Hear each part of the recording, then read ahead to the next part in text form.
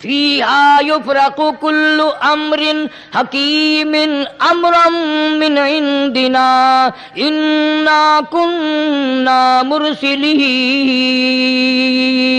بڑے بڑے فیصلے ہوتے ہیں، بڑے بڑے اللہ پاک جل شانہ اس رات میں فیصلے فرماتے ہیں۔ جب فیصلے اس نے کرنے ہیں تو ہمیں اس کے اور قریب ہو جانا چاہیے، اور اس کے نزدیک ہونا جانا چاہیے، اور اس سے معافی مانگنی چاہیے، اور اس کے قریب ہو کر اس سے لپٹ جانا چاہیے تاکہ ہمیں زیادہ سے زیادہ ملے۔ ایک حدیث پاک میرے ذہن میں آئی ہوئی ہے، مختلف روایتوں سے 3 صحابہ سے روایت ہے، حضرت علی رضی اللہ تعالی عنہ، اما عائشہ صدیقہ رضی اللہ تعالی عنہا، حضرت ابو موسیٰ اشعری رضی اللہ تعالی عنہ، مختلف طریقوں سے مختلف لفظوں سے 3 صحابہ سے یہ روایت ہے۔ جناب عائشہ صدیقہ رضی اللہ تعالی عنہ فرماتی ہیں، میں سوئی ہوئی تھی، نبی پاک صلی اللہ علیہ وسلم میرے ساتھ ہی سوئے ہوئے تھے، اچانک چپکے سے اٹھے، آہستہ سے دروازہ کھولا، باہر تشریف لے گئے۔ میرے دل میں آیا آج باری تو میری تھی، پتہ نہیں کسی اور بیوی کے یہاں چپکے سے تشریف لے گئے۔ میں باہر نکلی، میں نے دیکھا دور جا تشریف لے جا رہے ہیں، میں بھی پیچھے پیچھے ہو لی۔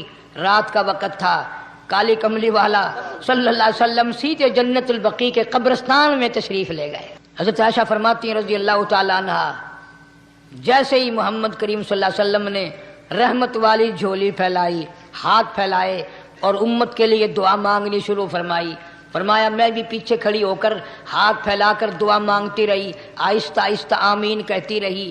اتنی لمبی دعا مانگی، اتنی لمبی دعا مانگی، ہماری اماں کہتی ہیں کہ میرے ہاتھ دکھ گئے، میں نے 3 مرتبہ ہاتھ چھوڑے اور 3 مرتبہ ہاتھ دعا کے لیے اٹھائے۔ اتنا مانگا امت کے لیے اس رات میں، یہی رات تھی شعبان کی 15ویں رات۔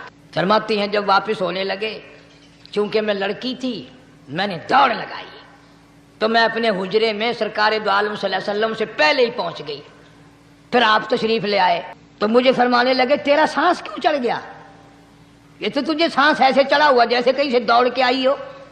فرماتی ہیں ہماری اماں طیبہ طاہرہ رضی اللہ تعالی عنہا، فرمانے لگی آقا آپ کی دعا میں بھی تو شریک تھی، آپ جو وہاں دعائیں مانگ رہے تھے مغفرت کی، بخشش کی، تو میں بھی تو شریک تھی، میں بھی آہستہ آہستہ آمین کہہ رہی تھی، پھر آپ سے پہلے دوڑ کر میں گھر میں آ گئی۔